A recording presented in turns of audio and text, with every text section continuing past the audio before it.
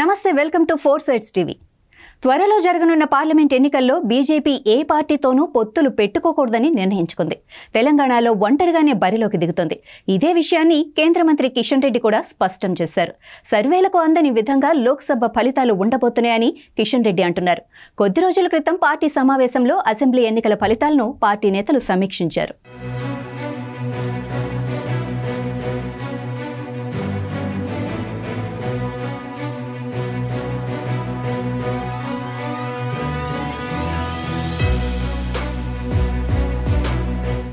ఇటీవల జరిగిన తెలంగాణ అసెంబ్లీ ఎన్నికల్లో బీజేపీ జనసేన పార్టీతో పొత్తు పెట్టుకున్న సంగతి తెలిసిందే. పొత్తులో భాగంగా జనసేన పార్టీకి 8 స్థానాలను బీజేపీ కేటాయించగా పోటీ చేసిన 8 చోట్లలో జనసేన డిపాజిట్లు కోల్పోయింది.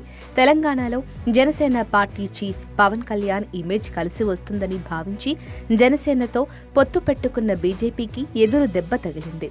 జనసేనతో పొత్తు పెట్టుకున్నందుకు బీజేపీకి లాభాల కంటే నష్టాలే ఎక్కువగా ఉన్నాయని రాజకీయ విశ్లేషకులు అభిప్రాయపడుతున్నారు.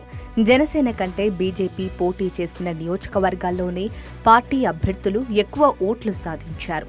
ఈ నేపథ్యంలోనే తెలంగాణలో జరిగే పార్లమెంటు ఎన్నికల్లో ఒంటరిగా పోటీ చేయాలని నిర్ణయించారు. ఇక ఆంధ్రాలో పవన్ కళ్యాణ్ టీడీపీతో పొత్తులో ఉన్నారు. తమ కూటమిలోకి బీజేపీ చేరాలని అడుగుతున్నారు. అయితే బీజేపీ ఇంతవరకు తన నిర్ణయం ప్రకటించలేదు. తెలంగాణ ఫలితాల ప్రభావంతో ఏపీలో పవన్తో పొత్తు కుదుర్చుకోకపోవచ్చు.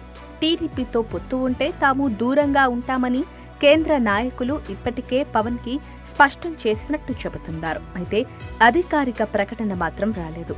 ఆంధ్రపై కేంద్ర నేతలు పెద్దగా దృష్టి పెట్టని నేపథ్యంలో బీజేపీ పోటీ నామమాత్రంగా ఉండొచ్చని అంటున్నారు. డిసెంబర్ చివరిలో బీజేపీ జాతీయ అధ్యక్షుడు జేపీ నడ్డా తెలంగాణలో పర్యటించబోతున్నారు. ఈ సందర్భంగానే తెలంగాణలో అనుసరించాల్సిన ఎన్నికల వ్యూహాలపై నేతలతో మాట్లాడతారు. పార్లమెంటు ఎన్నికల్లో కాంగ్రెస్ బీఆర్ఎస్ కంటే బీజేపీ ఎక్కువ సీట్లు సాధిస్తుందని అంచనా వేస్తున్న బీజేపీ గెలిచిన ఎమ్మెల్యేలంతా రాష్ట్ర వ్యాప్తంగా పర్యటించేలా రోడ్ మ్యాప్ సిద్ధం చేస్తున్నారు. లోక్సభ ఎన్నికలకు సన్నద్ధమయ్యేందుకు నియోజకవర్గ నేతలతో కార్యకర్తలతో సమావేశాలు నిర్వహించనున్నారు.